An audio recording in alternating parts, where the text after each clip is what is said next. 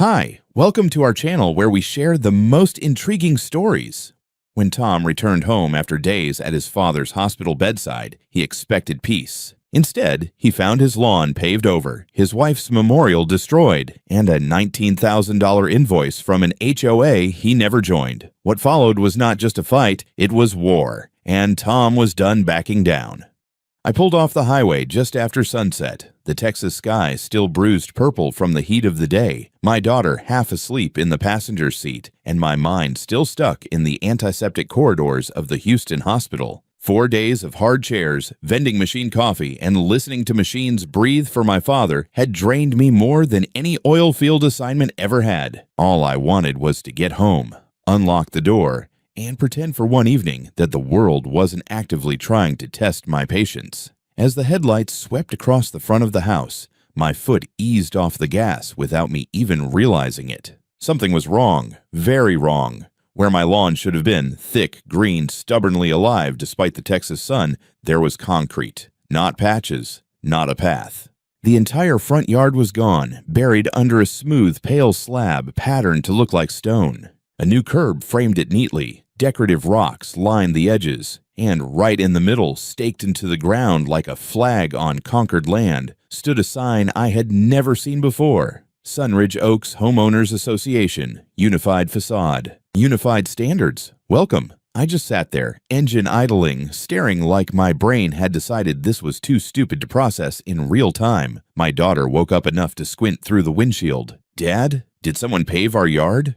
That was when my stomach dropped, not in a metaphorical way, in a physical, cold, hollow way that made my hands tighten on the steering wheel. I got out of the truck slowly, like the concrete might vanish if I moved too fast.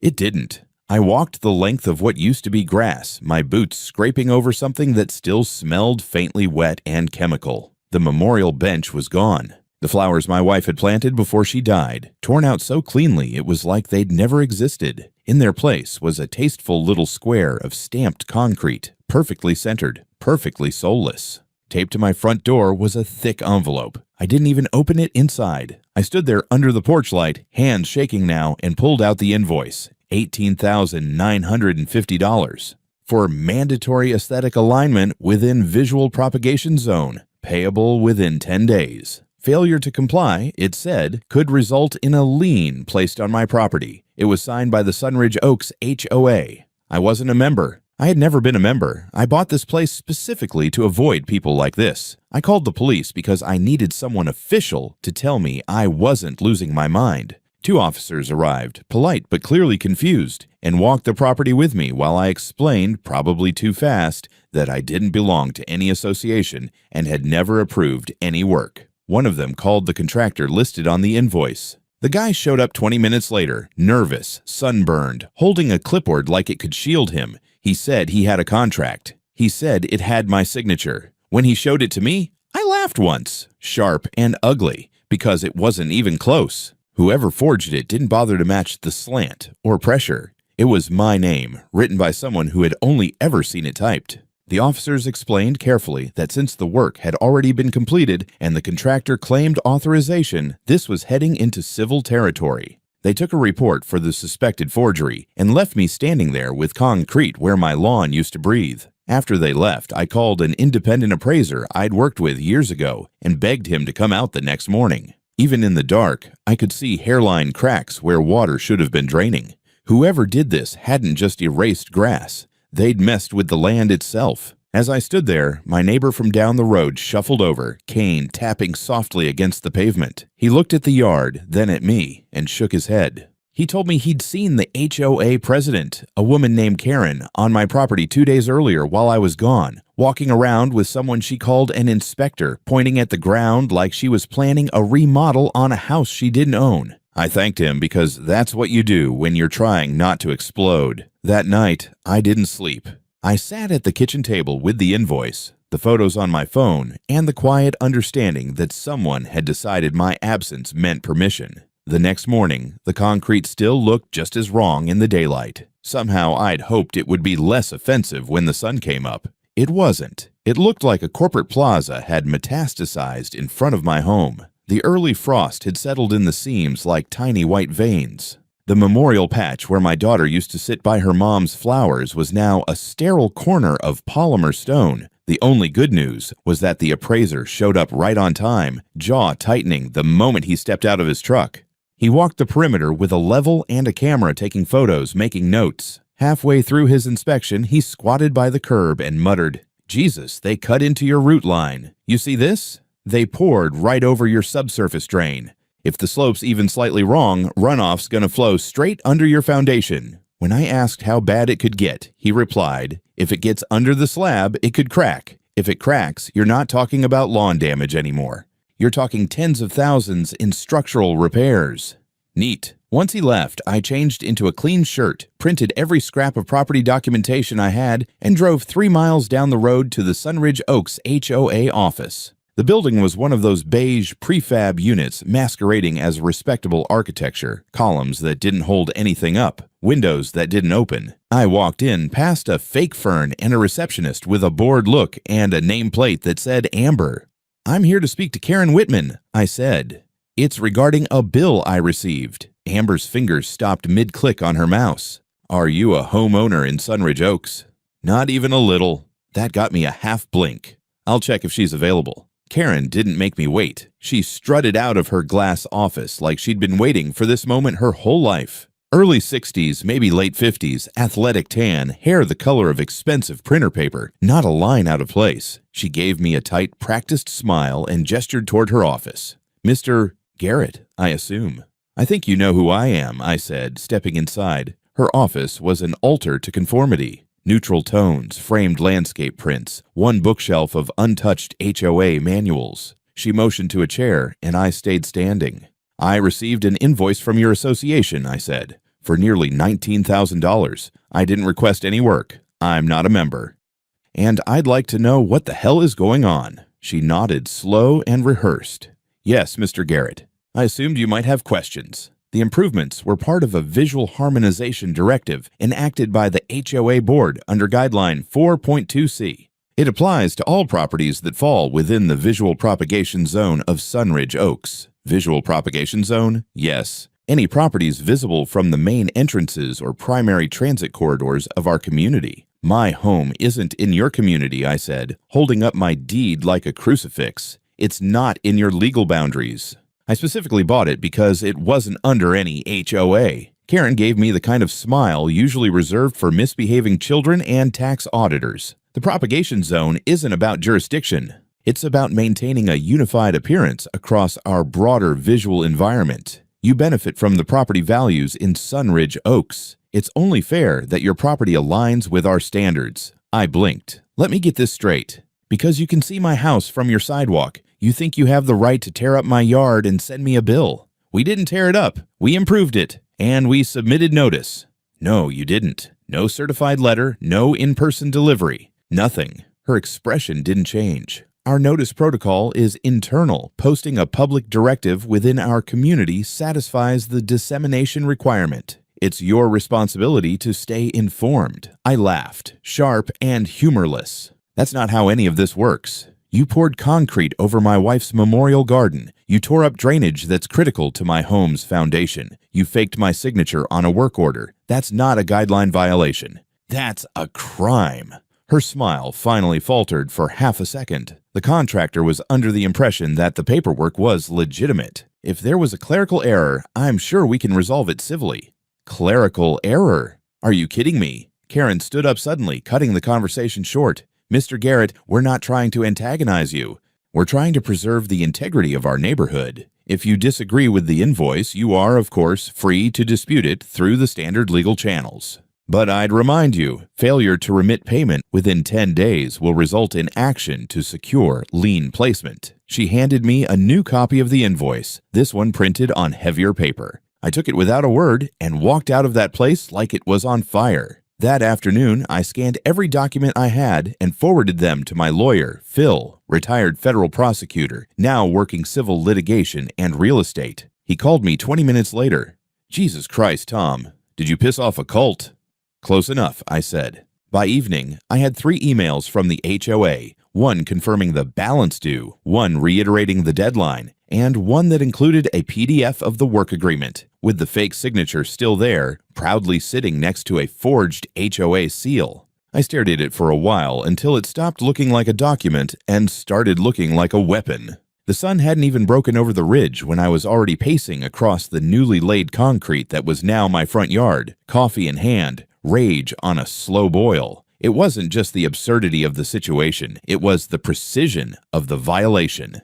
Karen hadn't sent teenagers to throw eggs at my siding. She'd sent a contractor with a forged work order and a full crew to erase everything that made this house mine. My wife's flowers, the bench I built for her, the soil we mixed with ash and prayer. This wasn't negligence, this was surgical. I wasn't about to let her get away with it. I spent that morning in full retaliation mode. First, I installed 3 weatherproof trail cams, one behind the old oak, one facing the drive, one over the porch. Not those cheap Wi-Fi doorbell toys either. Real infrared motion-triggered models that pinged my phone the second someone set foot on my property. If Karen or her little foot soldiers came back for a second round of unsolicited landscaping, I'd have them in high definition. Then I called Phil.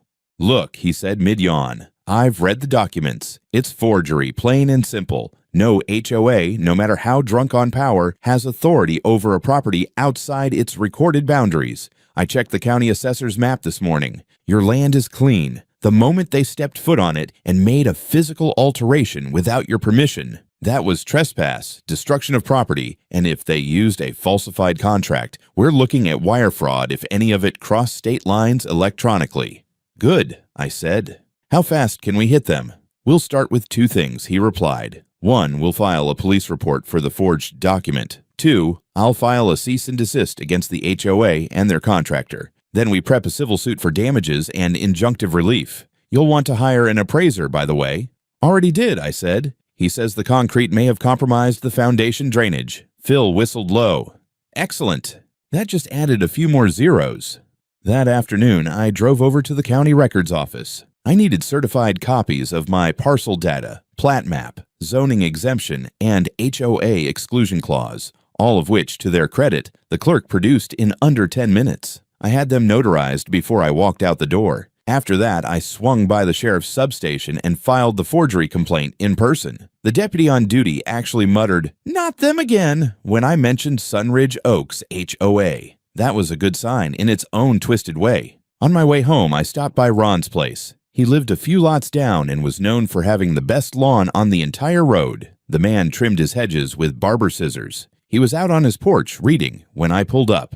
"Ron," I said, not bothering with small talk, "you see anything weird while I was gone last week?" His eyes narrowed behind his bifocals. "You mean other than the cement Nazis jackhammering your yard?" "Yeah," I said. "Like who was giving orders?" He set his book down slowly. "Karen was here. Tuesday afternoon. Drove up with some guy in khakis and a clipboard. She walked him around your yard like she was hosting a garden tour. I was out back, but I heard her say something about aesthetic harmony and eliminating variables. She even pointed at the bench, told him it was emotionally disruptive. Whatever the hell that means. That sealed it. She hadn't just authorized the work, she'd choreographed it. Back home, I uploaded the footage from my security cams, nothing from the past 24 hours, but I now had a system in place. I wasn't sleeping with both eyes open anymore. I had technology watching for me. That evening, Phil called again. "I've drafted the complaint," he said. "Named the HOA, Karen individually, and the contractor. Charges trespass, property destruction, fraud, and emotional distress. We'll also be requesting a full restraining order prohibiting the HOA from entering your property under any pretext." "Good," I said. "Serve it." "Oh, and Tom," he added, this kind of thing, it doesn't happen in a vacuum. If Karen was bold enough to do this to you, odds are it's not her first time." He was right, and that thought had been gnawing at the back of my skull all day. Karen was too smooth, too ready with the script. The sign they'd installed, the one with the HOA branding, that thing was professionally printed, staked in the dirt like it was a declaration of conquest. You don't do that for a one-off. You do that when you've already gotten away with it before. The next morning, my theory got back up. My daughter forwarded me a post from a neighborhood app, Sunridge Watch, or something equally Orwellian.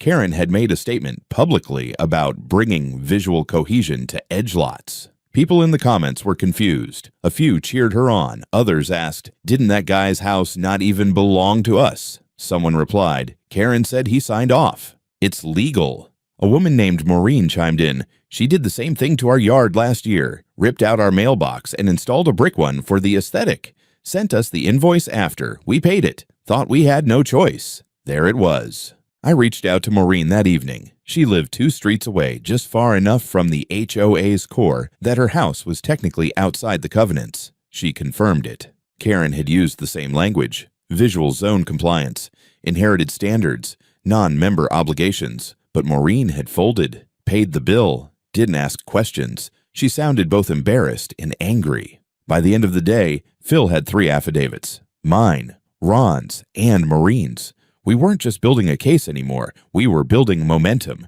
By the following Monday, the whole thing stopped feeling like a personal grudge and started looking like a slow-burn crime spree. The deeper we dug, the more rot we found beneath Karen's polished veneer of community standards. I'd always suspected HOA types of being control freaks with too much time and too little sense, but this was deliberate, structured abuse of power.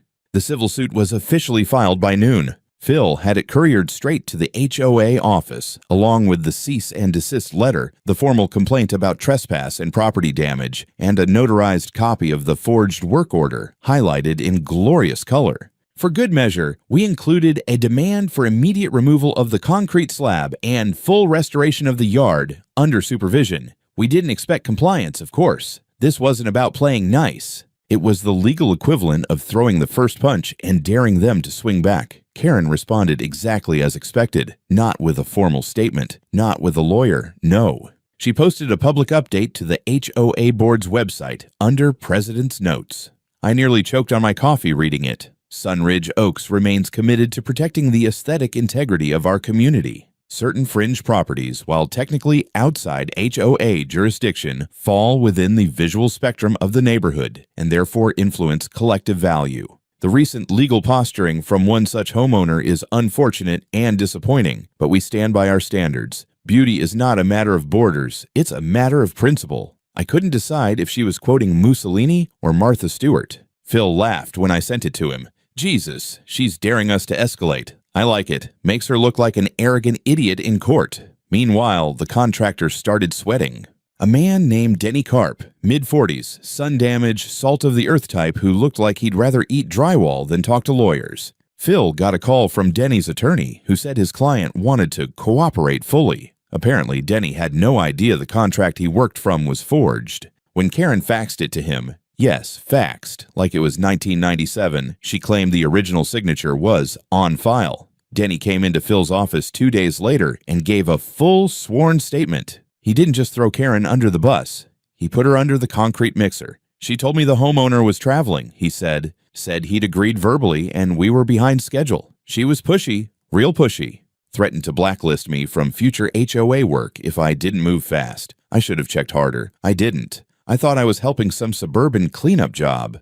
Didn't realize I was paving over a memorial garden. His voice cracked when he said that. I believed him. The guy wasn't a villain. He was a pawn, one who realized too late that he was laying stone over someone's grief. That testimony gave Phil exactly what he needed. He forwarded it to the county prosecutor. The DA's office responded within 48 hours. A young assistant district attorney named Monroe called me directly, said they were opening a preliminary inquiry into Sunridge Oaks HOA for misuse of funds, unauthorized work on private property, and potential document fraud. She sounded equal parts fascinated and furious. This isn't just bad optics, she said.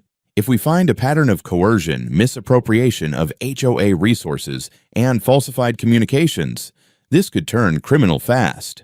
Good, I said, because Karen doesn't just need a slap on the wrist. She needs a spotlight and handcuffs. Meanwhile, I kept hearing from people. Maureen introduced me to another neighbor named Franklin, older guy, single, kept to himself. Karen had replaced his entire mailbox assembly without permission. When he protested, she claimed it had been voted on in the last board meeting. He wasn't a member. There was no vote. Just a fancy brick structure installed while he was in the hospital for surgery, along with a $600 invoice taped to his storm door. He paid it because he thought if he didn't, they'd come back and do something worse. He gave us a statement too. So did a younger couple, Jason and Alina, who lived near the back end of the development. Karen had sent them a compliance warning for having a red front door. They painted it gray, only to realize a year later that their property line was 10 feet beyond the HOA's official zone. Karen had lied. Again, the dominoes kept falling. Phil bundled all of it into an official complaint and sent it to Monroe. By the end of the week, she confirmed they'd opened a formal investigation. A county inspector showed up at my place to assess the drainage concerns. He took one look at the slope of the concrete and said, "Whoever laid this doesn't know what a runoff gradient is, or didn't care." I stood with him in silence for a few seconds, then said, "Can I sue them for being ugly, or is that just extra?" He smirked. "Well, if the water starts funneling under your slab and you get foundation shift, yeah. That'll be very real damage.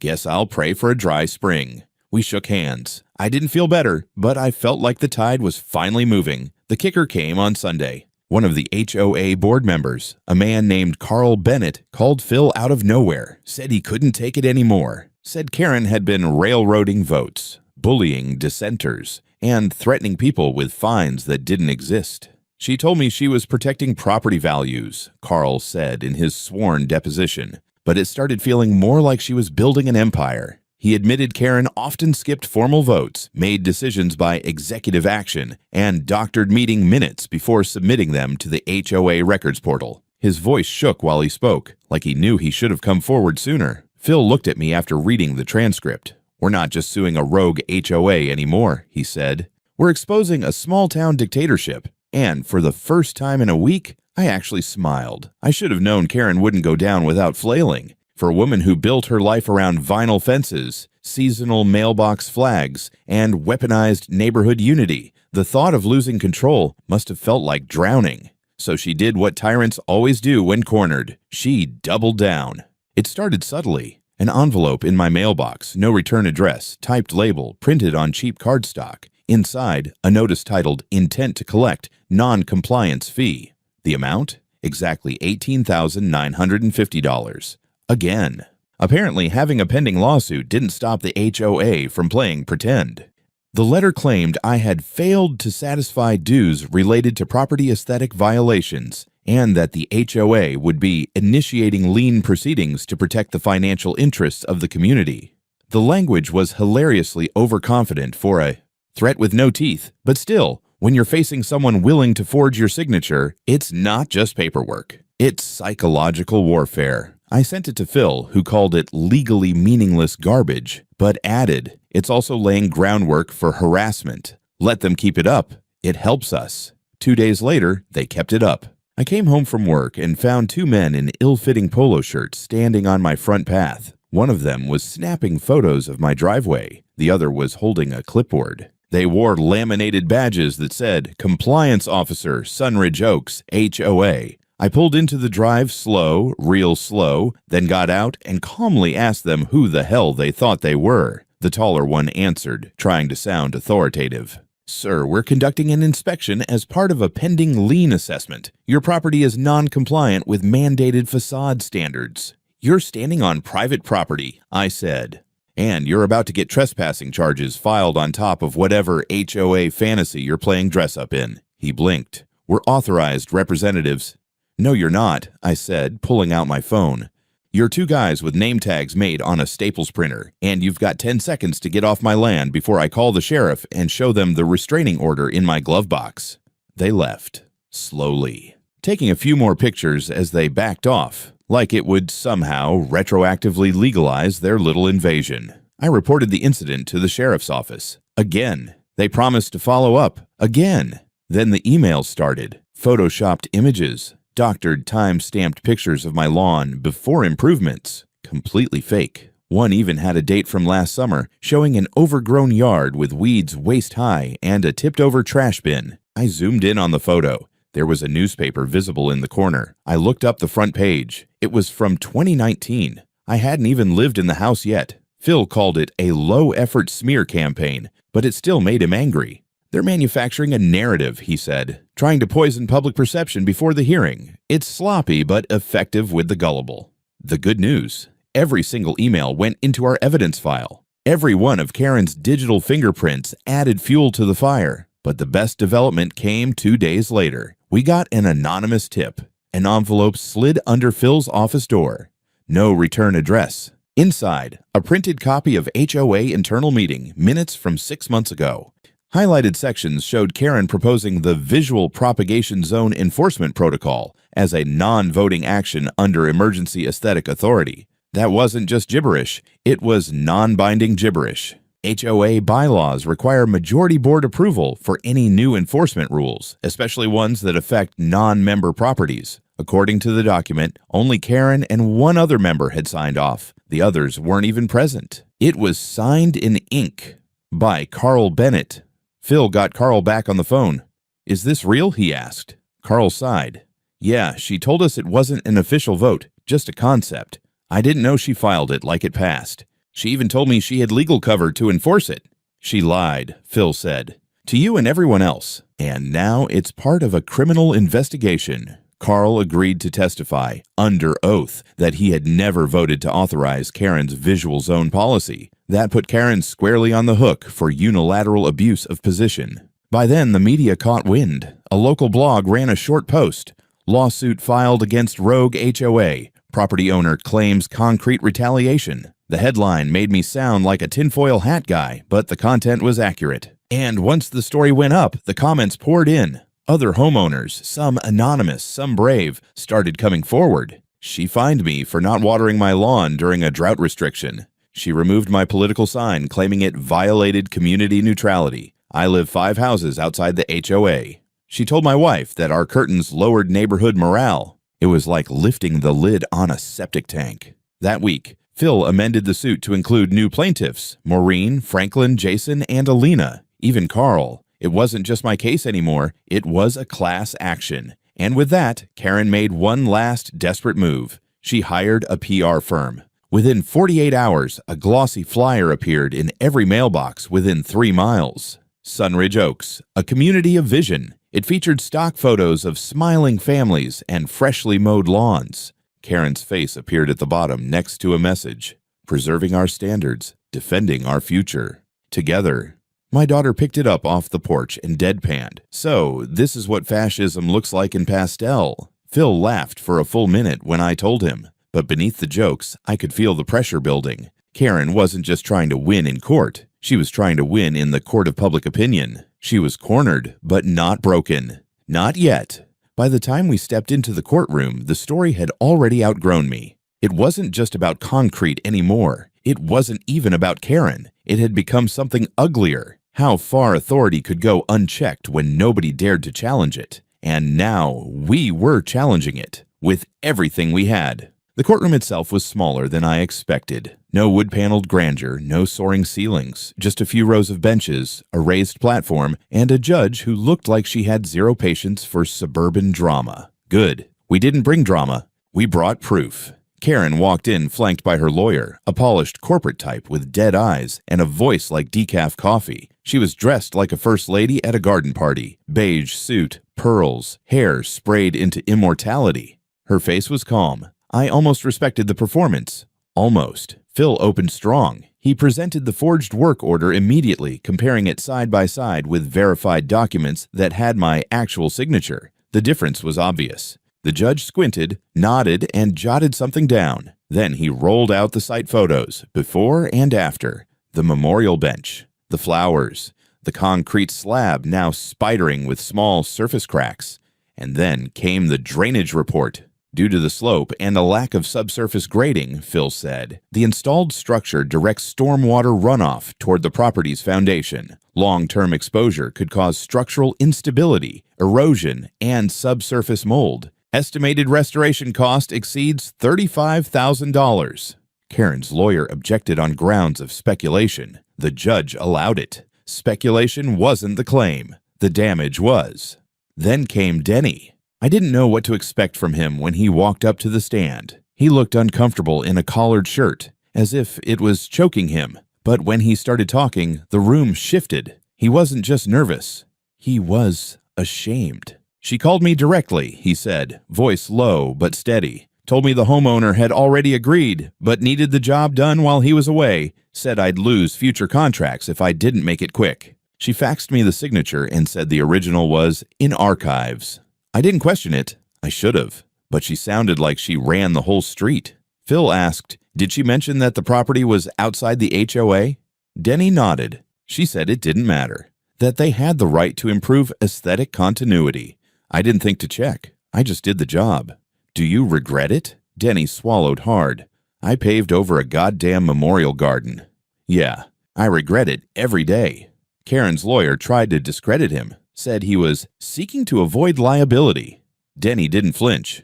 Lady, if I wanted to avoid liability, I wouldn't be here. The courtroom chuckled. Even the judge cracked a smile. Next came Carl. The poor guy looked like a man dragging a confession to the gallows. He confirmed under oath that Karen had bypassed the HOA board, that she'd filed a protocol no one approved, then altered the meeting minutes to make it look unanimous. He showed copies of emails where Karen called other members dead weight and warned them to stay in line or get replaced. She'd used budget funds to print flyers, buy signage, and hire compliance officers. None of it approved, none of it within. The bylaws. Then came the big one. The county inspector. She took the stand with a thick folder. She'd been part of the official investigation launched by the DA's office weeks earlier. What she found was damning. Multiple unauthorized enhancements were performed outside the HOA's jurisdiction, she said. These include structural modifications, non-permitted landscaping, and at least 2 instances of forced compliance on non-member properties. The HOA's actions constitute a breach of municipal zoning protocol and may represent criminal trespass. Karen's lawyer began to sweat. I didn't. I just watched her. Karen didn't blink. Not once. Then, as if the universe decided it hadn't humiliated her enough, Phil pulled out his last card, a printed copy of Karen's HOA group chat logs leaked by a now former board member. The chat included statements like, "They'll cave." They always do. We can't have him dragging down property values with that lawn. I don't care if he's not a member. If he wanted freedom, he should have moved to the woods. The judge didn't say anything at first. She just leaned back and stared at Karen like someone reevaluating a wine label after finding out it came from a gas station. Karen finally spoke. Briefly. Her lawyer asked if she'd like to clarify anything. She stood, adjusted her jacket, and said, "I acted in the best interest of the community." That was it. Phil stared at her like she'd just confessed to being a Bond villain. Outside the courtroom, reporters had gathered. The story had grown legs. HOA gone rogue. Veterans Memorial destroyed in HOA war zone. Texas man sues for freedom from concrete tyranny. I said nothing to the cameras. Just walked out with my daughter, who looked up at me and said, "Can we burn the sign when this is over?" "You read my mind," I said. But the trial wasn't quite over. The judge ordered a recess until the next morning for deliberations. We had done what we could. The evidence was out. The rot was exposed. Now all that remained was whether justice would stick. The courtroom was packed when we returned the next morning. Not just with lawyers, reporters, and concerned citizens, but with people, neighbors, many of whom I'd never even met. Folks from outside Sunridge Oaks, property owners who had stories of their own.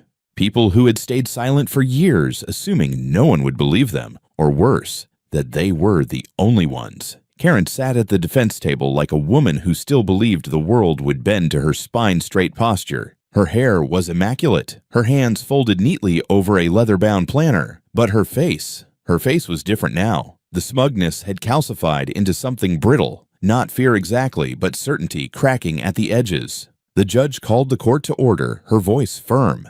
Having reviewed the testimonies, documentation, and the extensive record of actions undertaken by the Sunridge Oaks Homeowners Association, this court finds the following. Everyone leaned in.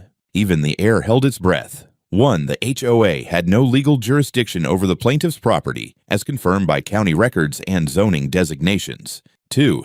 The alteration of said property, including the destruction of landscaping, installation of non-permitted concrete structures, and placement of signage, was executed without the owner's consent and constitutes trespass and property damage. Karen didn't blink. 3. The document used to authorize this work bears a forged signature as verified by expert testimony. 4. The defendant, Karen Whitman, acting as HOA president, initiated this work knowingly and with malicious intent, as evidenced by both written correspondence and witness statements. I felt the words sink in like heavy water. 5. Financial restitution shall be awarded in the amount of $275,000, covering estimated structural repair costs, full restoration of the plaintiff's original landscape, and punitive damages related to emotional distress and the desecration of a memorial site. Karen's hands twitched. And 6, the judge continued, in light of findings submitted by the district attorney's office, this court refers Karen Whitman for criminal prosecution on counts of document forgery, misappropriation of HOA funds, unlawful property interference, and intimidation of multiple homeowners, including a decorated military veteran. Then she looked directly at Karen. Mrs. Whitman, this is not a case of overreach. This is a case of abuse, of power, of process, and of people. You will be remanded into custody immediately pending arraignment on the above charges. The bailiff stepped forward. Karen stood slowly, as if her knees might give, but even now she tried to play the martyr. As she was cuffed, she turned to the crowd and said, voice low but clear, I only wanted what was best for the neighborhood. Someone behind me muttered, you paved over a dead woman's garden. Karen didn't respond. She just walked out, flanked by the 2 deputies, head high like she thought history might still see her as a misunderstood visionary. It wouldn't. Outside, the courthouse steps buzzed with news cameras and local anchors giving breathless reports. I gave one short interview. Just one. I looked into the camera and said, this wasn't about a lawn. It was about control. And we're done letting people like that bully entire communities into silence. I didn't wait for follow-up questions. Back home, the sign was gone, removed that afternoon by county workers under order of the court. The concrete stayed a little longer, pending a certified removal crew, but already I could see the change. Neighbors waved when they passed. People dropped off pies. One kid, Jason and Alina's, left a handwritten note that said, I'm glad you won. Can we have a real block party now? We would. And somewhere inside, I knew Karen wouldn't understand any of it. Not the verdict. Not the fallout. Not the collective sigh of relief from dozens of homeowners who had been living in quiet fear. Her world was made of rules, and those rules had finally been used against her.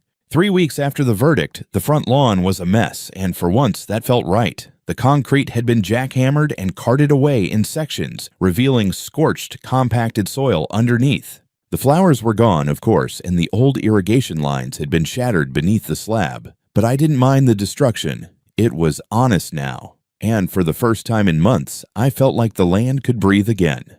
Like we all could. I was kneeling by the garden bed, trying to rework the soil by hand, when my daughter walked out with 2 lemonades and a smirk on her face. She's on TV, she said, handing me a glass. I stood up, wiped my hands, and followed her inside. The news segment was already mid-roll. Inside the cell, HOA president speaks out. The local station had somehow scored an exclusive interview with Karen Whitman. There she was, seated stiffly in a beige prison-issued jumpsuit, hair slightly less perfect but still clearly dyed, her posture as upright as ever. She looked at the camera the same way she looked at the judge, like she was speaking to an audience that just didn't get it. I wasn't trying to hurt anyone, Karen said, eyes steady. I only wanted to maintain order. People don't realize how quickly a neighborhood can spiral when one person decides the rules don't apply. I was trying to protect the community. Sometimes leadership means making unpopular decisions. The reporter asked, do you regret falsifying documents or using funds without approval? Karen didn't hesitate. I regret that it came to that. But I still believe what I did was necessary. I just didn't think they'd fight back. My daughter muted the TV. She still thinks she's the hero. She always did, I said. Phil had told me Karen's trial on the criminal charges was scheduled for spring. She was facing multiple counts, document forgery, unlawful use of funds, criminal trespass, fraud, and attempted intimidation. Minimum sentencing guidelines meant she'd be inside for years. But even in jail, she hadn't cracked. She wasn't raging or crying. She was trying to spin it into legacy, as if future HOAs would name bylaws after her. Outside, a truck pulled up. Ron stepped out with a shovel in one hand and a flat of new seedlings in the other. Thought you could use some help rebuilding what she tried to erase, he said. Behind him, Maureen and Alina showed up, each with gloves and baskets of cuttings. Even Carl came, carrying a folding chair and a cooler. We didn't say much at first, just worked, dug, replanted. We rebuilt the garden. The new bench was simple, pine wood, sealed and clean. My daughter burned a quote into the backrest. No more concrete over memories. We mounted a small plaque beside it that read, "Private property, no HOA. No trespassing, no Karens." By evening, the front yard looked more alive than it ever had. Not perfect, but real. Not imposed, but chosen. As the sun dipped behind the hills, we lit the grill, cracked beers, and turned the once battleground into a backyard again. Phil showed up late, holding court with Carl and a few others. Someone brought up forming a neighborhood coalition, but we laughed it off. "No more structures," I said. "Just people who talk to each other." The barbecue lasted until well past dark. I stood at the edge of the lawn looking out at what had once been a slab of domination, now blooming with color again. Not the same as before, but nothing ever is after a war. Inside, the mailbox held a final envelope from the court. Confirmation of restitution payments, notification that the HOA had been officially dissolved after a board vote, and that all pending liens under their name had been invalidated. Karen had fallen. Her empire of ornamental tyranny was no more. And the neighborhood. It finally started to feel like one, not because of her rules, but because we'd learned how to stand up for our own.